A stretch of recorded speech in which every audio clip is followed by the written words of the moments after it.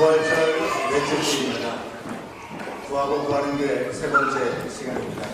기도는 또 다른 기도를 가능케 합니다. 라는 제목으로 하나님 말씀. 다시 돌아 들어야 할 처음 복음, 그런 제목을 가진 책이 있습니다. 다시 들어야 할 처음 복음. 이 책의 저자이신 이동환 목사님께서요, 소련이 개발한 당시에 소련 교회를 방문해서 설교하셨던 경험을 그 책에서 말씀을 드렸습니다. 당시 목사님, 소련 이 교회를 방문하는 것이 쉽지 않죠. 그래서 가장 중요한 핵심, 바로 죄사함의 복음, 구원의 복음을 전할 수 있는 그런 마음을 가지셨습니다. 그래서 설교를 1시간 정도 하신 후에 반에서 내려오셨는데 사회자가 찬송가를 인도하더니 또다시 목사님에게 설교를 요청했다는 것입니다. 목사님께서 설교했지 않느냐라고 얘기를 하셨을 때 지금까지 우리가 들은 말씀은 예수 그리스도의 십자가의 보혈의 피로 우리가 구원함을 얻고 용서함을 받은 내용에 대한 말씀을 해주셨으니, 이제는 우리가 부활하신 예수님 앞에서 어떻게 인도함을 받아야 되는지 말씀을 해주십시오라고 그런 말씀을 들었다고 하는 것입니다. 목사님께서는 생각지 못했던 이 요구에 즉흥적으로 또 한 번의 설교를 하셨다고 합니다. 여러분들 이런 말씀을 들으면서 공감이 잘 되십니까? 우리는 한 번 설교를 듣는 것도 참 쉽지 않다고 생각하는데 1시간 이상 되는 설교를 2번 이상 듣는 건 참 쉬운 일이 아니다라는 생각을 가지실 거라고 생각합니다. 원래 소련에서는, 지금 소련이 아니죠, 러시아지만 예전에 소련에서는 2-3번의 설교를 듣는 것이 교회 안에서의 관례였다고 합니다. 그래서 일어난 해프닝이지만 이 이동환 목사님은 바로 이 예를 통해서 복음의 소극적인 영역과 복음의 아주 적극적인 영역에 대해서 그렇게 설명하고자 하셨습니다. 복음의 소극적인 영역이 무엇이겠습니까? 바로 목사님이 첫 번째 설교하신 내용대로 바로 우리가 원래 죄인이었다는 사실을 깨닫게 되는 것이죠. 그래서 예수님을 믿고 죄사함을 받는 것이 바로 복음의 소극적인 영역이라고 우리가 얘기할 수 있겠습니다. 그러면 복음의 적극적인 영역은요? 바로 주님께서 우리 가운데 주신 은혜 가운데 주님의 주권 앞에 우리 자신을 내어드리고 순종하는 새로운 삶을 살아가는 것, 그것이 바로 적극적인 영역의 복음이라고 얘기할 수 있겠습니다. 복음이 무엇입니까? 우리 가운데 좋은 소식이 들려지고 우리 가운데 머무는 것, 그것이 복음의 끝이 아니라 바로 찬송가 가사를 통해서 우리가 고백하지 않습니까? 내 주 예수 모시는 곳, 그 어디나 하늘나라라는 고백을 하는 것처럼 예수님께서 우리와 함께 하시는 곳이 어디든지 예수님께서 함께 하시기에 그곳 안에서 우리가 하나님 나라를 누리는 것, 그것이 참된 적극적인 복음에 대하는 우리의 모습이 아닐까 생각을 합니다. 예수님께서 우리의 죄를 사하시기 위해서 십자가에 달려 돌아가셨습니다. 그리고 부활하심으로 우리 가운데 새로운 삶을 살 것을 말씀하시고 우리 가운데 요구하시는 것입니다. 그런데 우리는 어떻습니까? 예수 그리스도를 통해서 죄사함을 받았다고 우리가 고백하면서도 그 이상의 발걸음을 우리가 떼지 못할 때가 참 많이 있지 않습니까? 소극적인 영역의 복음에만 우리가 머물 때가 참 많이 있음을 우리 스스로가 돌아볼 수 있게 되는 것이죠. 물론 소극적인 영역이라고 해서 별것 아니라고 얘기할 수 없는 것입니다. 죄 없으신 하나님의 아들 예수님께서 인간의 몸으로 오시고 또 우리의 모든 인생의 문제를 해결하시기 위해서 죽으심으로 죄를 사하셨다는 것, 결코 쉬운 일이 아니었습니다. 예수님께서 십자가를 지시기 위해서 기도하실 때 땀방울이 핏방울로 떨어졌다고 성경은 기록하고 있습니다. 그리고 그런 시간을 통해서 정말 두렵고 떨림으로 애쓰시고 또 고민 가운데 오직 순종하며 나갔던 그 시간들을 우리가 기억할 때 우리 또한 죄사함을 얻은 그 은혜 가운데 예수님 안에서, 예수 십자가 안에서 우리 자신을 부인하는 것, 결코 쉬운 일이 아니라고 하는 것입니다. 가벼운 일이라고 얘기하는 것도 아니라고 하는 것입니다. 그렇게 오해하지 마시길 바랍니다. 저도 책을 읽으면서요, 소극적이라는 표현이라는 것이 좀 다소 의아하게 느껴졌습니다. 왜 굳이 소극적이라는 표현을 썼을까? 그런데 말씀을 읽다 보니까 문제가 무엇인가 하면 예수님께서 우리 가운데 은혜를 주시고 죽기까지 복종하여 낮아심으로 인해서 우리가 하나님의 자녀가 될 수 있었습니다. 그리고 하나님의 은혜 가운데 새로운 삶을 살아갈 수 있는 은혜가 우리 가운데 주어졌다고 하는 것입니다. 그런데 그 사실 안에서 우리가 머물러서는 안 되기 때문이라고 하는 것이죠. 이제 예수님의 죽으심과 예수님의 피 흘리심, 그것으로 우리가 용서를 받았기 때문에 부활하신 예수님과 함께 거듭난 새로운 삶을 살아가는 것, 그것이 우리가 살아가는 중요한 부분이라고 하는 것입니다. 우리 그리스도인들은요, 죽음에서 부활하신 예수 그리스도로서 새로운 삶을 살아갈 수 있게 된 그런 기회가 우리 가운데 주어졌기 때문에 그런 것입니다. 제가 어제 인터넷 신문을 봤는데요. 속된 말로 요즘 가장 대세라고 하는, 가장 핫하다고 하는 우리 남자 배우 누가 있습니까? 송중기가 있죠. 이 송중기 배우가 팬미팅을 한다는 그런 내용들을 제가 볼 수 있었습니다. 그런데 그 입장권이 무려 22,000원이나 하더라고요. 그것만 하더라도 참 비싸다라는 생각을 했는데요.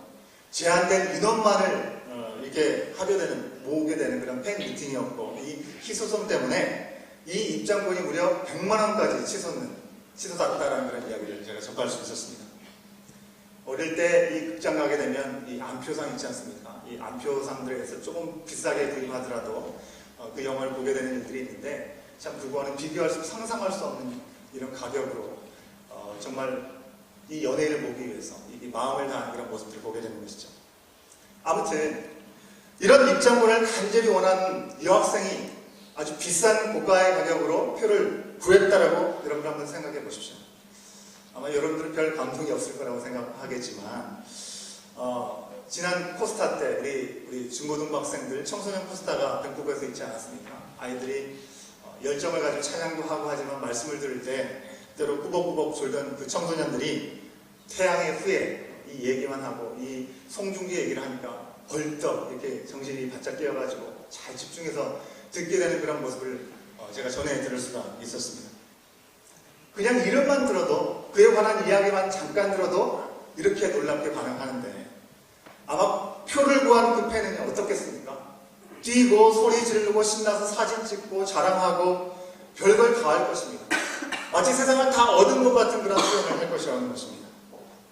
그런데요, 아무리 표를 가진 것이 신나고 또 이 표를 가진 것에 기쁨을 감추지 못한다 할지라도 이 표를 사용하지 않는다면 어떻게 되겠습니까? 그냥 집안의 갑오처럼 구하기 어려운 표를 구했으니까 이 액자에 딱 끼워가지고 좋다라고만 생각한다면 개인적으로는 그 기쁨을 잠깐 누릴 수 있을지 모르겠지만 그가 진정으로 누릴 수 있는 그 송중기 오빠와의 만남은 이룰 수가 없는 것입니다. 허사가 되고 마는 것입니다. 다소 가벼운 예를 제가 비유를 말씀드렸지만 우리가 예수님의 죽으심을 통해서 죄사함의 복음을 우리가 듣게 되는 것, 그래서 우리가 감사함으로 눈물을 흘리고 큰 기쁨으로 믿음의 발걸음을 내린다 할지라도 내 삶의 현실에서요, 예수님의 내 삶의 인생의 주인으로 모시지 못해서 내가 구하는 것이 하나님 나라가 되는 은혜를 우리가 경험하지 못하고 생생한 변화를 우리가 누리지 못한다고 한다면 그것은 마치 바로 송중기 팬미팅 표를 얻고서도 그 모임에는 가지 않고 혼자 감격하는 모습과 크게 다르지 않은 모습이라고 하는 것입니다. 실상 진짜를 경험하지 못하는 사람과 똑같다고 하는 것입니다. 하나님께서 우리가 소극적인 복음을 통해서 예수 그리스도를 통한 죄사함을 얻는 것 너무 기뻐하시는 것이고 그 길을 우리가 나가길 원하시는 것이죠. 하지만 사실 그 자체를 우리가 머리로만 이해하고 또 가슴에 심령으로 묻어두는 그 자리에 머물러 있는 것을 원하시는 것이 아니라 죄사함을 받은 사람답게 죄와 사망으로부터 자유함을 누리고 그래서 어디든지 예수 그리스도 안에서 주의 영이 계신 곳에 자유함이 있다라는 것을 우리가 우리의 삶 가운데 누릴 수 있는 기쁨을 누릴 수 있기를 원하시는 것이고요. 오늘 우리가 찬양한 것처럼 일어나 빛을 발하라 라고 우리가 고백하지 않았습니다. 우리의 눈이 여호와의 영광을 볼 수 있는 그 자리에서 기쁨을 놓치지 않는 삶을 살아가는 것, 그것이 우리 하나님께서 우리를 향하신 뜻이라고 하는 것입니다. 그러기에 예수님은 부활하신 후에 제자들 향해서 나오셨습니다.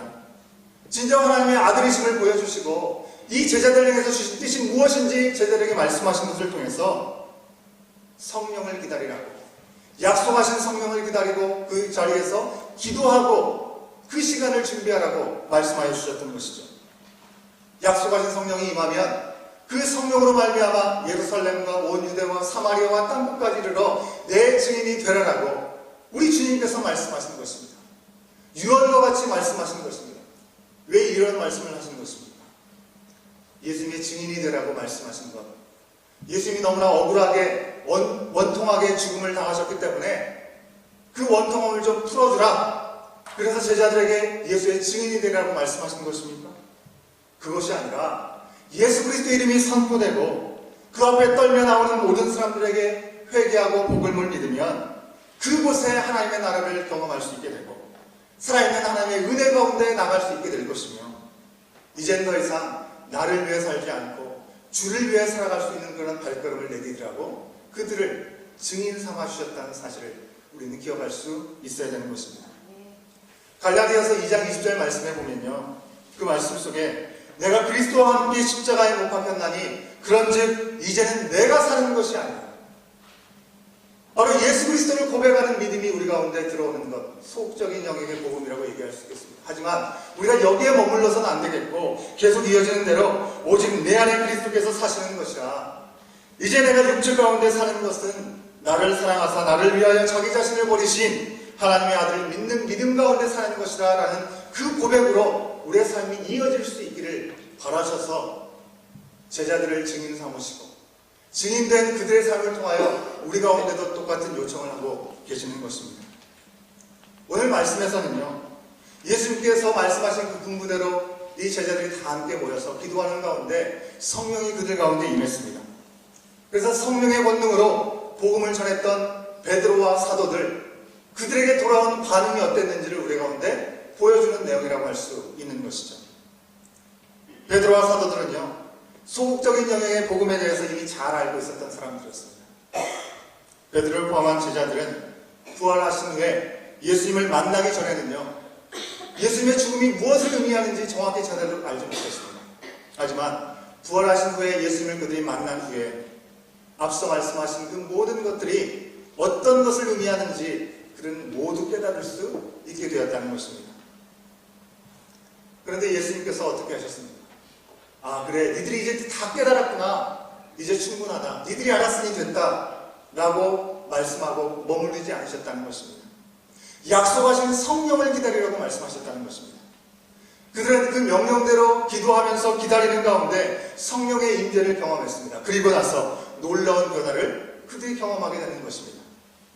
그것이 오늘 우리 가운데도 말씀 가운데 도전으로 다가오는 말씀인 것이죠.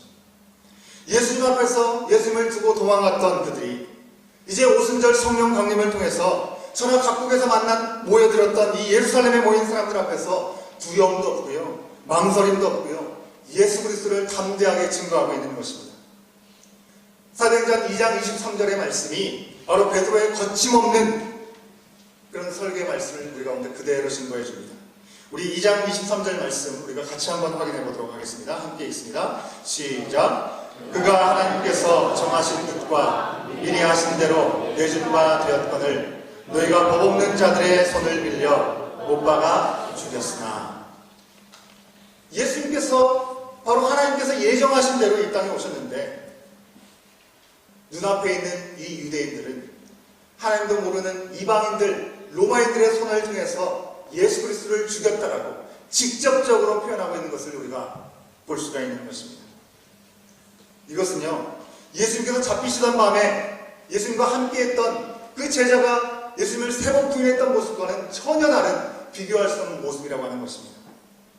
이제 성령께서 그와 함께 하시기에 모든 두려움, 예수님을 만난 그 삶 가운데 모든 두려움들은 사라지게 된 것입니다. 그리고 그가 자유함을 누리게 된 것입니다. 아버지의 나라, 영원한 생명에 대한 약속을 그가 분명히 알게 되었기 때문에 사람의 눈치를 더 이상 볼 필요가 없게 되었고요, 성령의 강권하신 은혜와 능력 가운데 그는 담대함으로 우리 성령께서 인도하신 뜻대로 증거하고 있는 것을 우리가 볼 수 있는 것입니다. 다윗이 고백한 것을 그대로 인용하면서 얘기하죠. 2장 28절 말씀에 보면 주께서 생명의 길을 내게 보이셨으니 주 앞에서 내게 기쁨이 충만하게 하시리로다 하였으므로 라고 고백하고 있습니다. 구약 성경에 유대 사람들이 그토록 존경하는 다윗의 고백이 바로 이 순간 성령의 사로잡힘을 받았던 베드로의 고백이 되었다고 하는 것입니다. 그의 마음 가운데 무엇으로 표현할 수 없고 형용할 수 없는 기쁨이 찾아왔다는 것입니다. 그는 이제요, 어떤 두려움과 망설임 없이 자신의 사명이 무엇인지를 분명히 확인하게 되었습니다. 그리고 그 사명대로 살기로 결단했습니다. 그는 예수님이 다시 사신 부활에 대해서 자신이 증인이라고 많은 사람들 앞에 이야기하게 되는 것입니다. 생각해 보십시오. 당시의 대제사장, 장로들, 예수님의 시신이 사라진 것을 듣고 이 빌라도 앞에서 자신들이 곤란해질까봐 군인들을 매수했습니다. 돈을 주고 사가지고요, 예수님의 시신을 누군가가 훔쳐갔다라고 그렇게 얘기하라고 소문을 퍼뜨렸다고 하는 것입니다. 그 종교 지도자들의 본거지라고 할 수 있는 그 예루살렘에서 베드로는요, 내가 예수 그리스도의 부활의 증인이라고 그 스스로 입을 열어 선포하는 것입니다. 이것은 그의 신상과 안전을 보장할 수 없는 일이었다고 하는 것입니다. 생각해 보십시오. 수많은 군중이 따르면서 호산나 다윗의 자손을 외쳤던 예수 그리스도까지도 십자가에 못 박아 죽였던 그들이었는데 베드로 한 사람쯤이야 아무도 모르게 죽이는 것은 일도 아닐 수 있었다고 하는 것입니다. 게다가요, 지금 오순절에 타국에서 살고 있었던 많은 유대인들이 절기를 지키기 위해서 모여들었습니다. 그 경건한 유대인들 앞에서 베드로는 설교 중에 다윗이 예수 그리스도를 향해서 노래했던 시편을 인용하면서요, 예수의 승천이 이미 다윗 때부터 예언되었다는 얘기를 하고 그것이 지금 실현되었다라고 얘기하고 있음을 우리가 볼 수 있는 것입니다. 베드로가 누구입니까? 갈릴리의 아주 조용한 동네의 어부에 불과했습니다. 그가 그의 지혜로, 그의 언변으로 할 수 있는 얘기가 아니었다고 하는 것입니다. 오직 성령의 충만함을 통해서 베드로는 망설임 없이 증언하는 것입니다. 2장 36절 말씀입니다. 같이 한번 확인해 보도록 하겠습니다. 함께 읽습니다. 시작. 그런즉 이스라엘 온 집은 확실히 알지니 너희가 십자가에 못 박은 이 예수를 하나님이 주와 그리스도가 되게 하셨느니라 하니라. 베드로에게 허락하신 속죄의 은혜, 구원받았다는 놀라운 은혜, 성령의 임재가 바로 이 모든 것을 가능케 하는 것이라고 하는 것입니다. 바로 이때 베드로는요, 적극적인 영역의 복음을 몸소 체험할 수 있는 타이밍을 맞이하게 된 것입니다. 성령님의 인도하신, 성령님의 다스림에 따라서 그가 말한 결과가 어떻게 나왔습니까? 그 자리에는요, 하나님의 능력이 임하게 된 자리가 되었다는 것입니다. 그는 예수님이 다시 오시는 시간, 그 이전에 앞서 이 땅에서 하나님의 나라와 능력, 그것이 무엇인지를 바로 그 자리에서 경험할 수 있게 되었고요, 왕이신 예수 그리스도의 통치를 그 자리에서 몸소 체험할 수 있게 되었다는 것입니다. 사람들이 베드로가 하는 말을 듣고 어떻게 반응했습니까? 우리가 언제 그랬냐? 라고 얘기했습니까? 예수가 하나님의 우편에 앉는다는 것이 도대체 무슨 말이냐? 불경스럽다. 당장 그 말을 그치라. 라고 소리쳤습니까? 그를 이방인 취급하면서 그 성내에서 쫓아냈습니까? 그러지 않았다는 것입니다. 그들은 오히려 베드로의 설교를 들으면서 마음이 찔렸다라고 37절 말씀 우리 가운데 증거해주고 있습니다. 이미 2년 전에 우리 수요 성경 강의를 통해서 사도행전 강의를 통해서 말씀드린 바가 있고요. 또 다른 설교 때에도 이 마음이 찔린 상태가 어떤 것인지를 제가 한번 설명한 적이 있는데요. 마음이 찔렸다고 하는 것은요, 어떤 생각이 나서 마음에 조금 그런가 라는 생각, 잠시 요동하는 마음, 그 정도를 의미하는 것이 아니라고 하는 것입니다. 송곳으로 깊이 꾹꾹 찔러서 그 고통을 실감하는 것을, 체험하는 것을 의미하는 것이라고 하는 것입니다. 성령 충만한 베드로를 통해서 예수 그리스도를 죽인 것이 바로 우리다, 그런 말을 듣고 우리는 하나님께서 내어주신 예수 그리스도를 죽였지만 하나님은 그를 살리셨다는 그런 말을 그들이 들었을 때 충격 속에 그들은 요동치게 되었던 것이고요. 어찌할 바 알지 못해서 사도들에게 형제들아 우리가 어찌할꼬 라고 물었던 것입니다.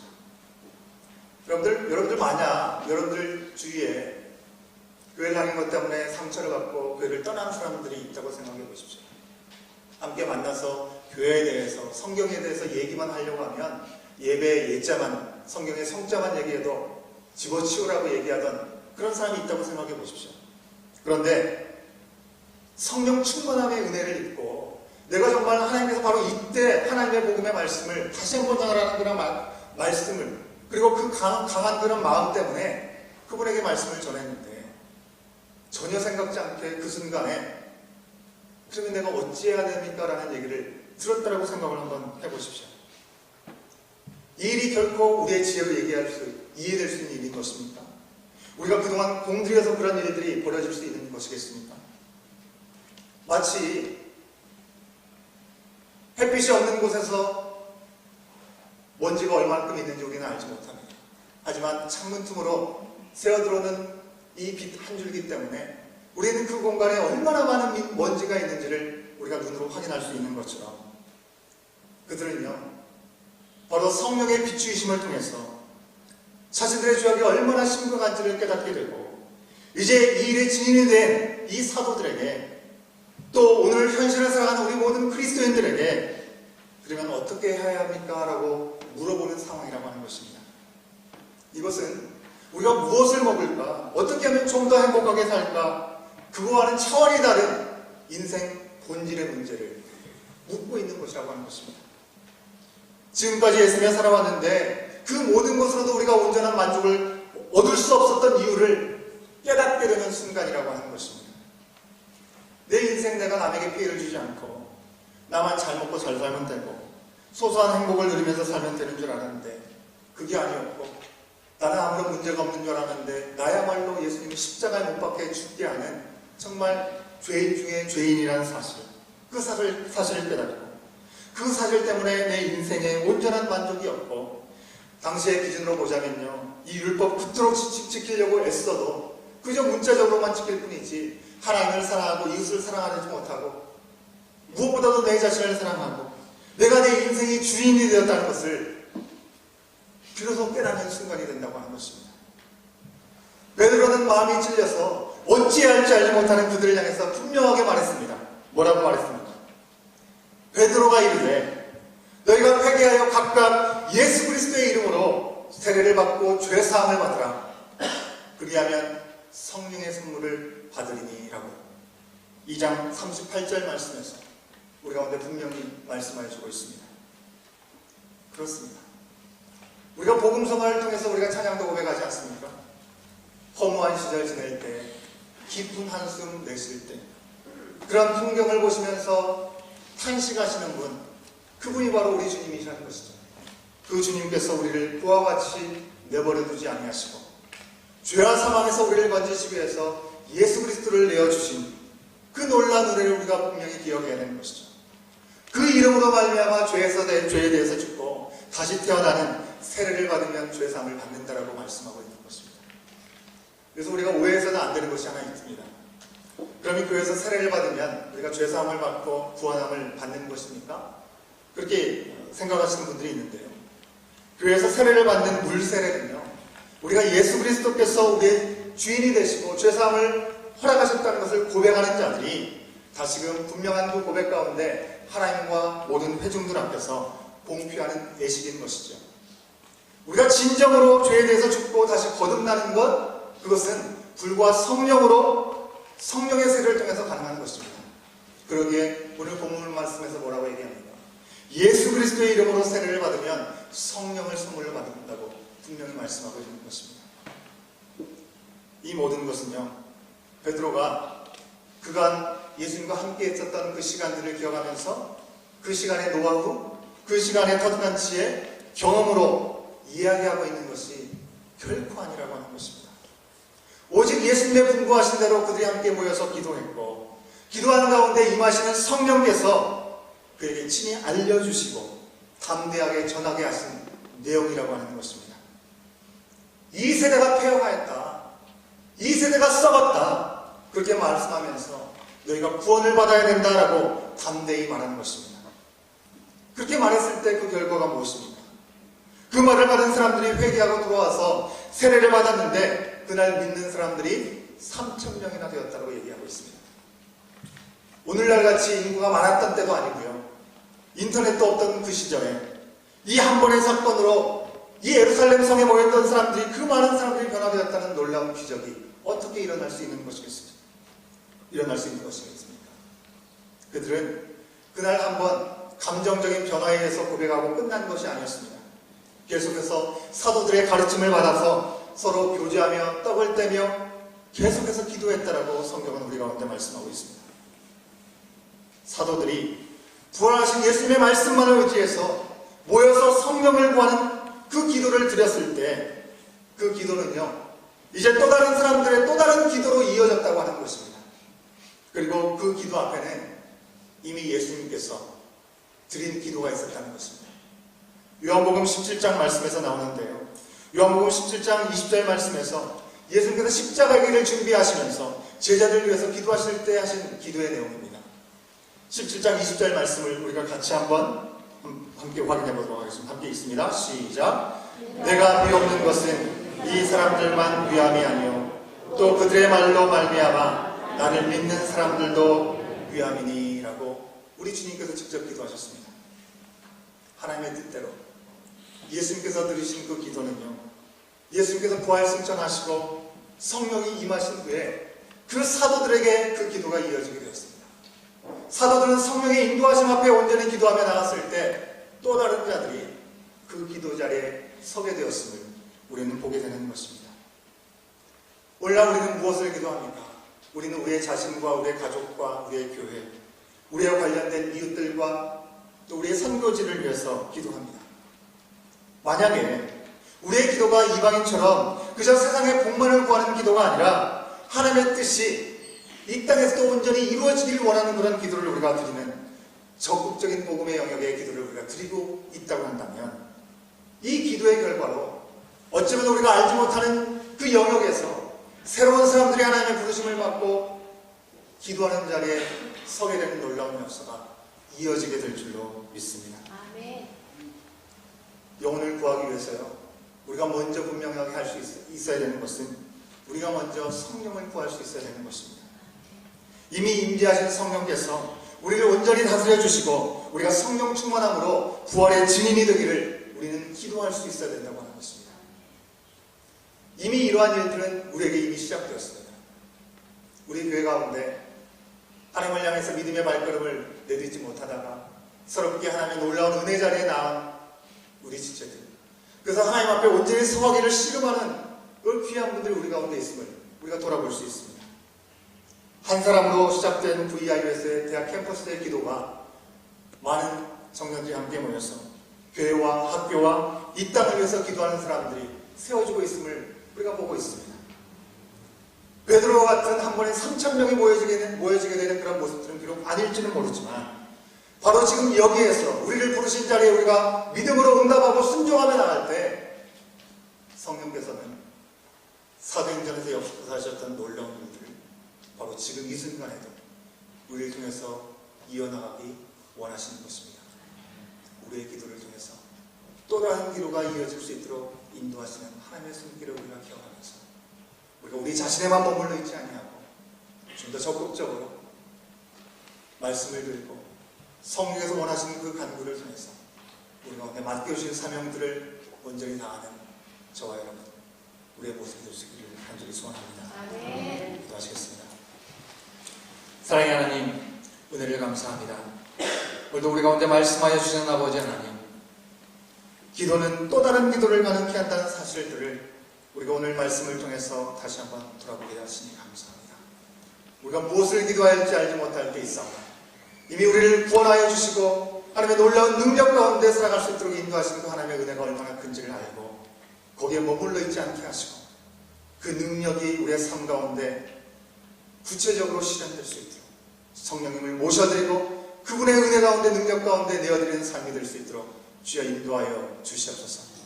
그래서 나를 통해서 그 구원의 놀라운 역사가 지금도 한순간도 멈춰지지 아니하고 아름답게 흘러갈 수 있도록 성령 하나님 우리를 주장하시고 인도하여 주시옵소서. 이 모든 시간들 주께 온전히 맡겨드리며 감사하며 예수님의 이름으로 간절히 기도하옵나이다. 아멘.